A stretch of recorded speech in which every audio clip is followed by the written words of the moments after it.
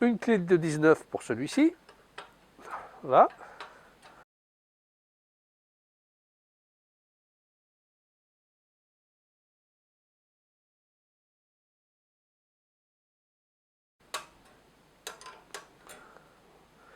Le refroidisseur qui part vers le troisième, c'est une clé de 16.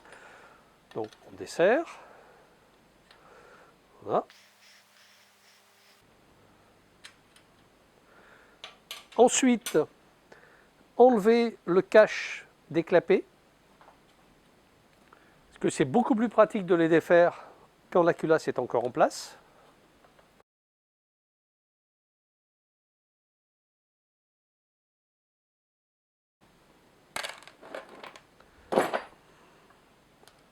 La petite plaque s'enlève comme ça, tout simplement.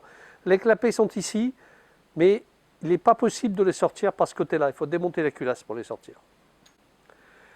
Pour démonter la culasse, 4 BTR.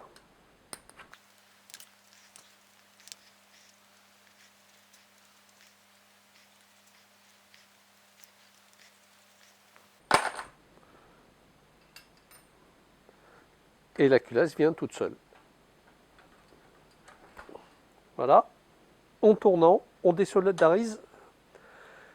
Et là, on a la culasse. Pareil, nettoyage avec un chiffon bien propre.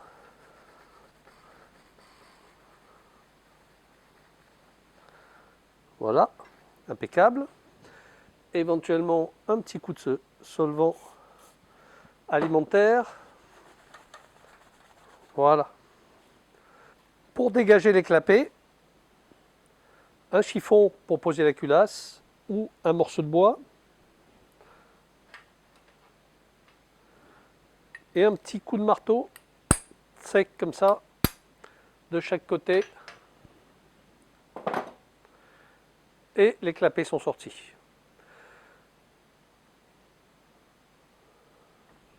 Une fois que vous avez enlevé la culasse et les clapets, vous enlevez le joint torique. Alors attention de ne pas rayer la culasse. Et vous allez nettoyer l'emplacement des clapets. Il faut aussi nettoyer la pièce qui va recouvrir les clapets.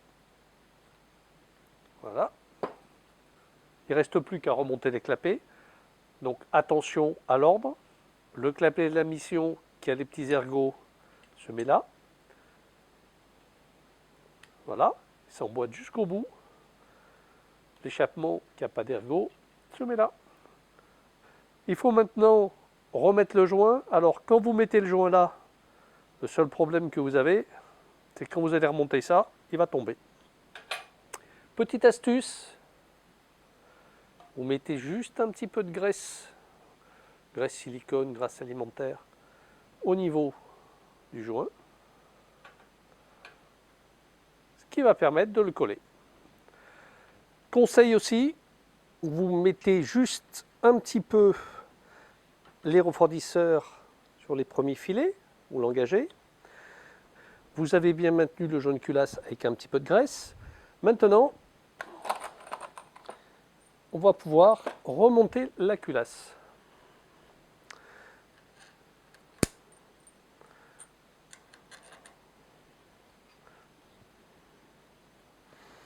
Vous la mettez en contact.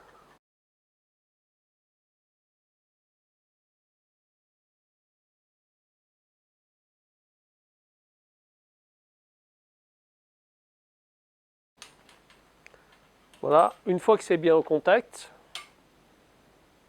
clé dynamométrique toujours, 8 Nm là-dessus, voilà, on y est.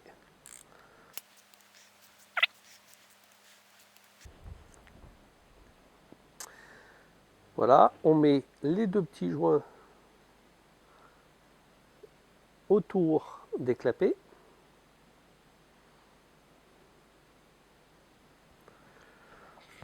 Donc une fois que vous avez bien mis les joints, vous vérifiez que les joints soient bien en place. Voilà, vous mettez la plaque et vous vissez. Attention de ne pas foirer les filetages. vous rappelle, c'est de l'aluminium. Il ne reste plus qu'à finir de resserrer les refroidisseurs. C'est fini pour le deuxième étage.